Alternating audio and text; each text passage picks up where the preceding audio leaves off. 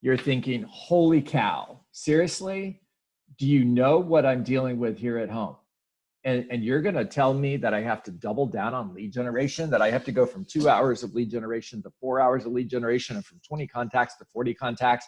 I'm having a hard enough time getting on the phone for 5 minutes, much less 4 hours. I'm doing 7th grade math that I haven't looked at for the last 30 years. I'm trying to figure this stuff out.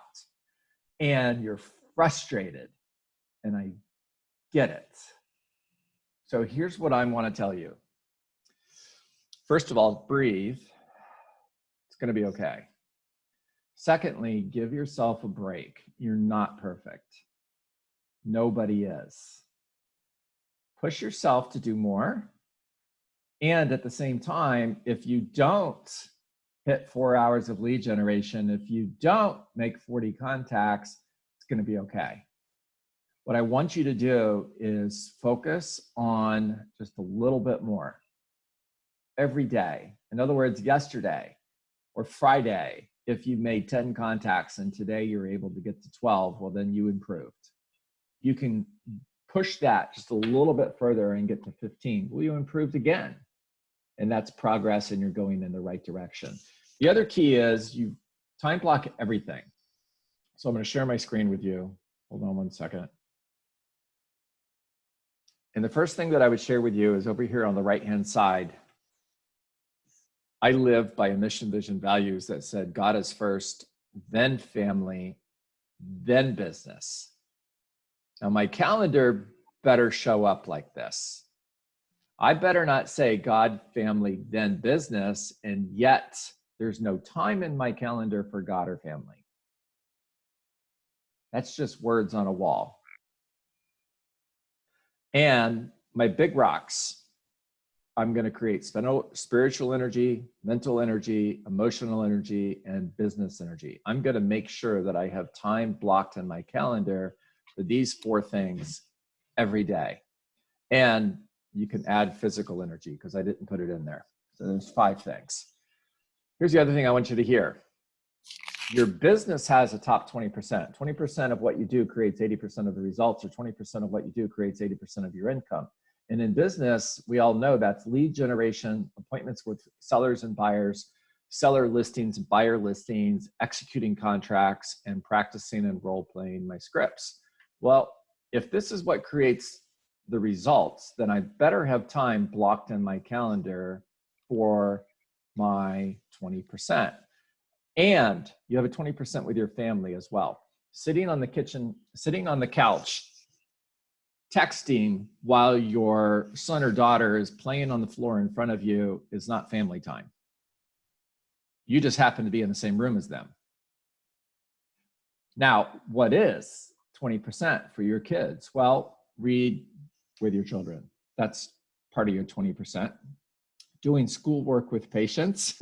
In other words, helping them with their schoolwork without losing your mind. That's part of your 20%. Go outside and play catch. Go for a walk to the park. Go fishing. This is all 20% with your family. By the way, this stuff doesn't happen unless you block time for it over here. Remember the bold law. If it's not on your calendar, it doesn't exist. When Lacey was younger, I would actually write on Friday. I would go into my calendar on Friday from 1 o'clock through the rest of the day, and I would put time with Lacey, and it would be blocked out. And we would go and do something fun together. I would pick her up from school, and I would show her every week, Lacey, this is the time that I have blocked for you.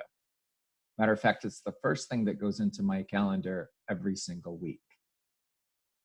Show your children your calendar. Put a copy of it on the refrigerator so they know what you're doing. And most importantly, they see that you've blocked time for them. That makes them important. Here's the other thing I want you to hear. Then I'm going to go off screen share for a moment and give you guys a chance to share with me. Whatever you've got time blocked for, be 100% in that activity. So for example, at 9:30, if I'm in lead generation, it's dial talk, dial talk, dial talk, dial talk. I am not looking at my email. I'm not looking at Facebook. I'm not distracted by anything that's going on around me in my home. It could be World War III outside those doors, and I'm dial talk for 30 minutes. Now, at the end of that 30-minute time period at 10 a.m., I'm going to get up and go for a walk around the house, and I'm going to check in with my children. I'm going to check in on homeschool. I'm going to see what they're doing, and I'm going to spend 30 minutes 100% with them. That means I don't have this in my hand and I'm not answering the phone if it rings. I'm not texting. I'm 100% with them. Wherever you're at, 100% be there. When it's time for dinner, I know that's on the calendar here somewhere. We're getting in the middle of the night there. Hold on a second. Where's dinner? There it is. So dinner time. I'm eating dinner with my family. I'm not on this. Be 100% with them. You're making deposits when you do that. As soon as you pick up this phone in the middle of dinner, that's a withdrawal. And when you make more withdrawals than deposits, you start bouncing checks. All right, talk to me.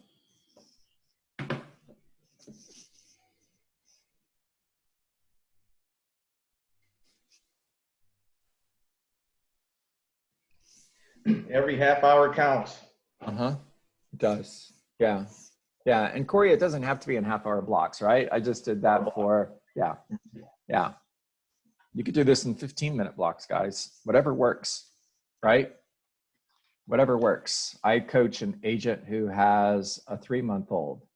And try telling your 3-month-old, mom's on the phone.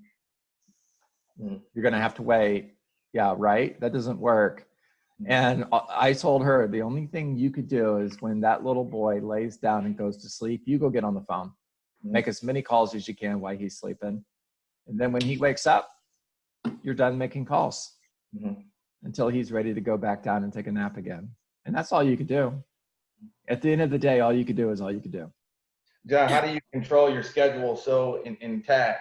You know, sometimes I find myself, I'm running over on a team meeting or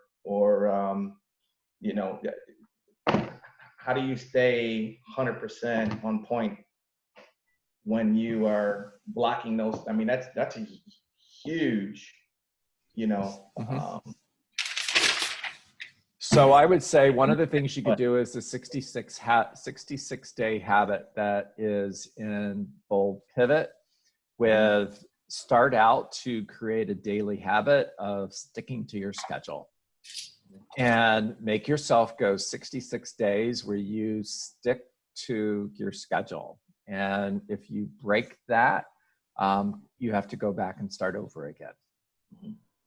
And it'll eventually become a habit that you stick to. And by the way, Corey, you're not ever going to be perfect. And it's okay if you're not. So yesterday was Mother's Day.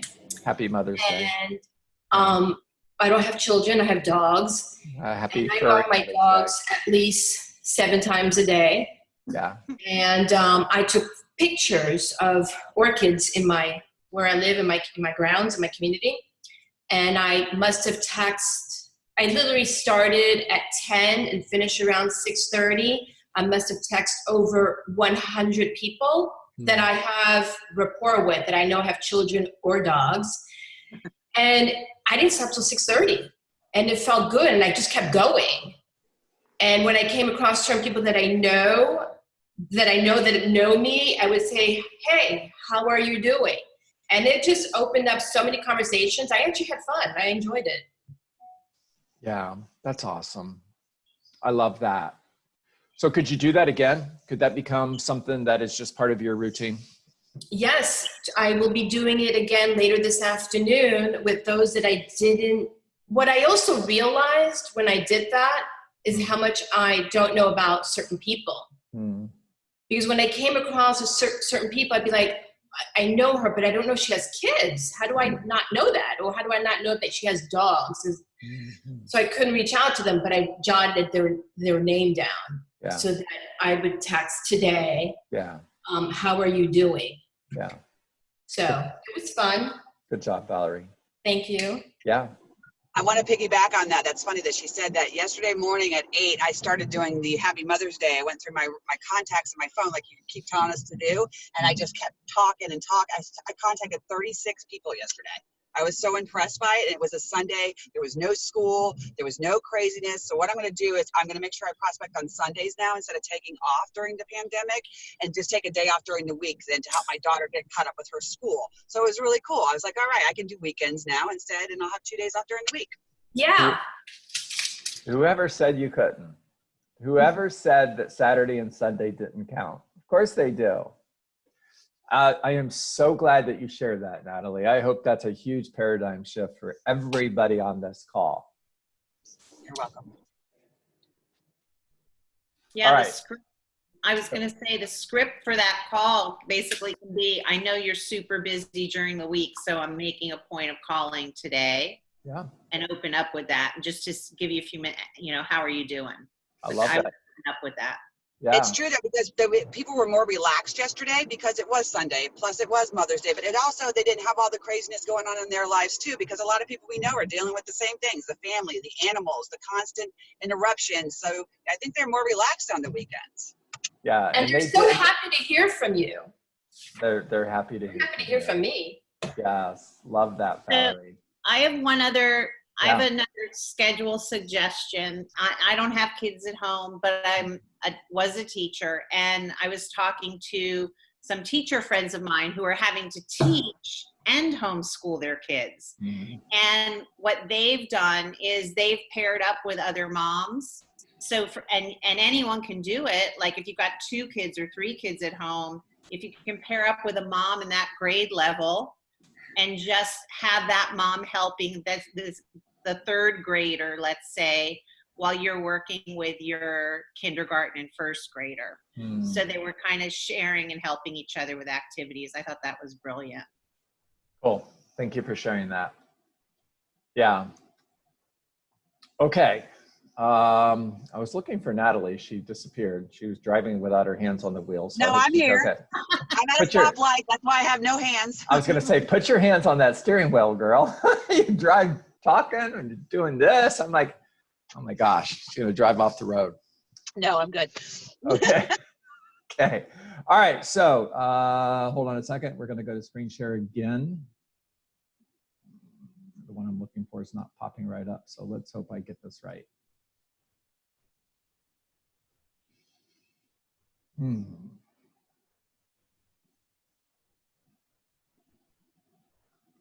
Nope. Hang in there, guys.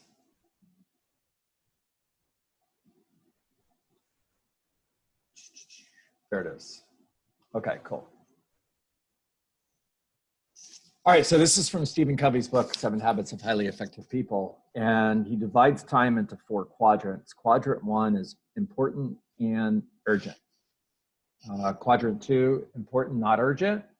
Quadrant 3, urgent, not important. Quadrant 4, not important and not urgent. Now, most people, when they look at this, they would tell you that the most important quadrant is quadrant 1, important and urgent. They would tell you that you should spend most of your time in quadrant 1, important and urgent. And I would tell you that the most important quadrant is quadrant 2. Look at it this way. If you're focused on your 20%, the 20% that actually creates 80% of the results, that 20% typically shows up in quadrant 2. So for example, lead generation. Is lead generation important? Yes, it is. Is it urgent? No, it's not.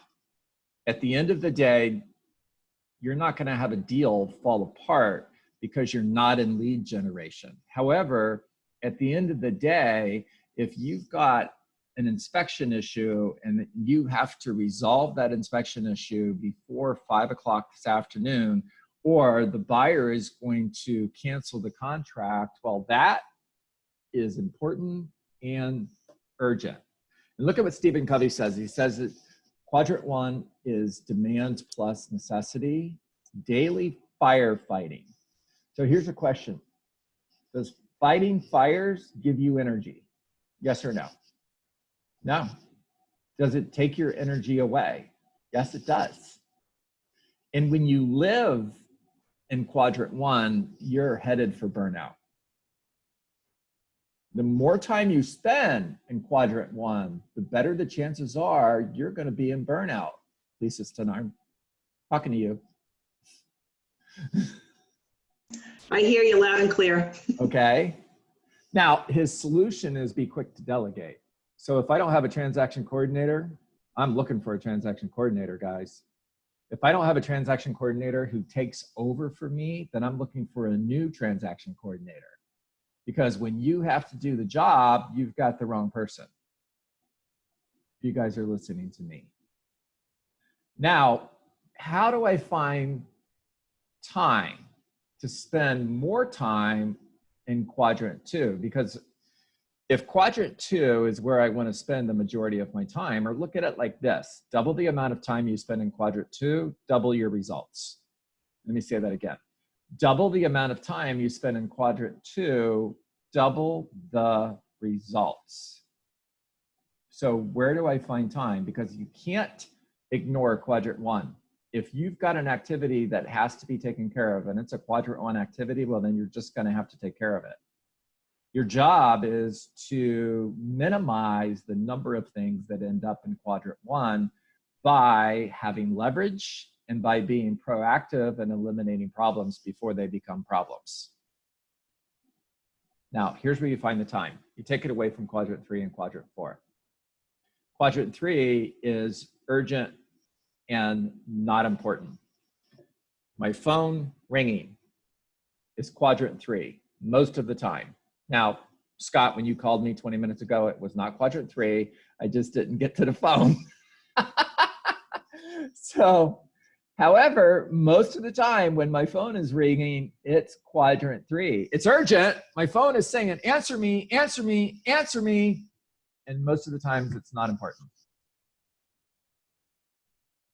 It's somebody knocking on my door. Got a minute?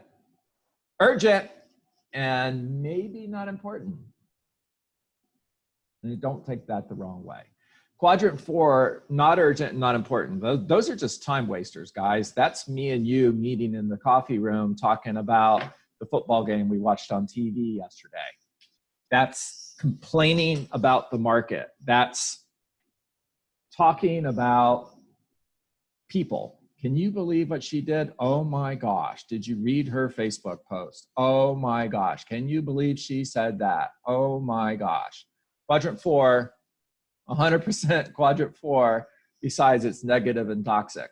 So take time away from quadrant 3 and quadrant 4, and you'll have more time to spend in quadrant 2. So here's how I'm going to close this.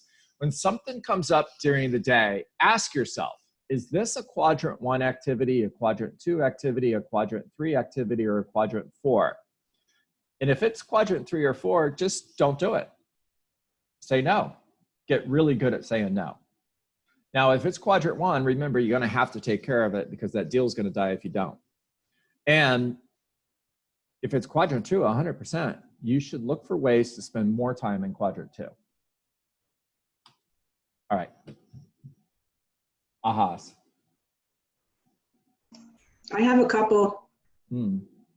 Valerie and Natalie, thank you so much for that, because not for nothing, when you were saying weekends and people are less stressed and they don't have, I don't know what it is about me. I think weekends with me was more I went out there to open houses and for sale by owners. But now that you guys said that, I'm kind of thinking maybe I should make more calls on the weekends. Dude, that just was an aha for me, man. I'm just like, I don't know. That just kind of clicked with me, but thank you for sharing that. And John, thank you for being such a good coach for me. I really appreciate you, because I was really going down a bad path last week, and I appreciate you. And I did get that deal back on, and it's going through. So thank you for being you. Yeah, my pleasure.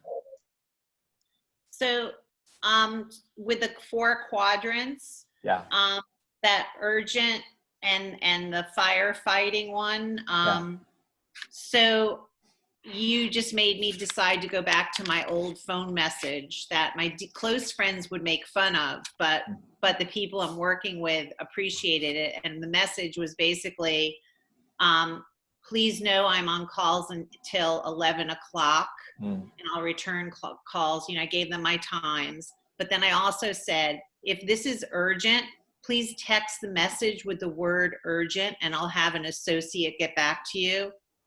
Never got an urgent because it makes people think, is this really urgent? So it cuts it in half. Love that. Thank you for sharing. Love that. Mine was just say no, because I'm really bad at saying no. So Natalie, let me give you another way of looking at that. Every time you say yes to something, you're saying no to something else. So has there ever been a time where you said yes to doing something and the opposite was you ended up saying no to your daughter because you said yes to something else? Yes. Has that ever happened? Yep. Yeah. Me too. Guilty. Yeah. Yep. Okay. Thank you. Yep. So next time you're saying no to something, just remember you're saying yes to your daughter. And it'll be easier to say no. I like that. Thank you very much. Yeah.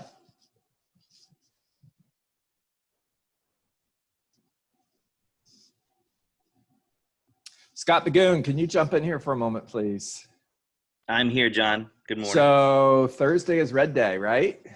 Yes, it is. And I'm super excited. I really am. And even though this year is a little bit different, I kind of like the idea that we can carry this tradition through the entire year, really.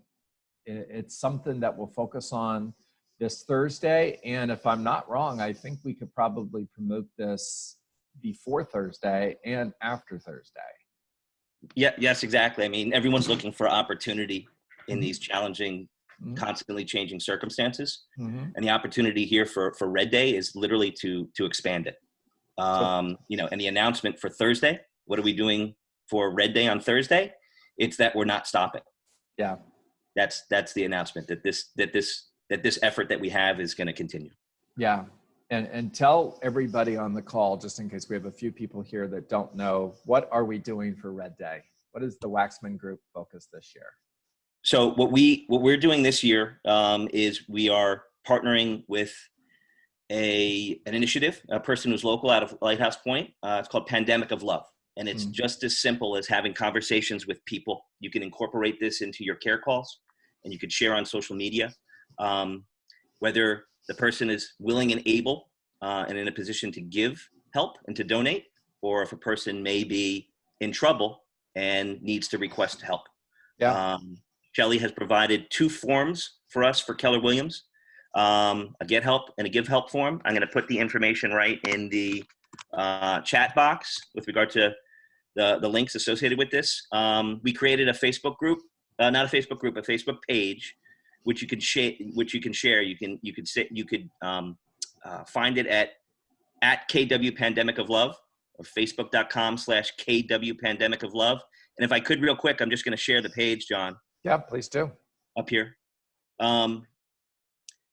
This is what the page looks like. You could have your care call conversations and share it on the phone. When you're speaking to someone, you could share it via text. And in here at the very top, you'll see a pinned post with regard to the information about Pandemic of Love, pairing donors with recipients and people in need. This is old information right now. This is as of May 2nd, 51,000 people and over 7 million matches. And what's the beauty about this is that they have hyper local, about 120 different community aid organizations and volunteers in specific areas.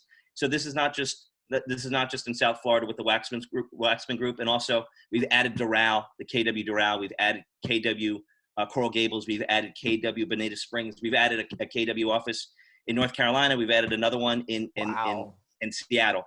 Wow. So wherever they are, it's filtered by zip code and or county, and you'll get matched with a recipient, with a donor that is willing to help people. And you can see that Shelley, the founder, 51,000 matches back on May 2nd, and over $7 million matched. And in here, in the comment section, there are 2 forms with links. One is a commitment to assist and to give, and the other one is an opportunity to receive help if you need it. It's private. You fill out a quick form, and sorry about that. And you just share this with everyone you can. Love it. Good job, Scott. Love Thanks, that. John. Powerful. That wasn't a quadrant 4 conversation like my attempt to reach out to you, was it? That was quadrant 3, not 4. Okay. And this was definitely quadrant 2. All right. Thank you. Yeah. All right. Thank you guys. Great call today. I appreciate every single one of you. I'm not hanging up on you just yet. And I just want you to hear that it's okay to get off your schedule. It's okay to fall short of your goals. It's okay to have breakdowns, meltdowns, and absolutely lose it. It is not okay to quit. That is the only thing it's not okay to do. Just don't quit. And as long as you don't quit and you keep pushing forward, then you're on a journey with a destination that is assured. And one of the things that I would share with any one of you who is going through a time where you feel like, I just can't do anything right. Everything I'm doing is falling apart.